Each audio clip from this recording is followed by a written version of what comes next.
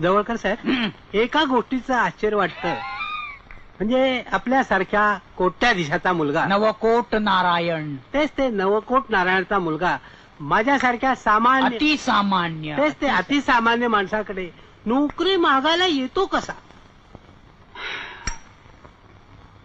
तेच तर दुर्दैव आहे आमचं. कसल्या तरी क्षुल्लक कारणावरून चिडतो काय आणि अचानक घरातून बेपत्ता होतो काय. चालायचंच.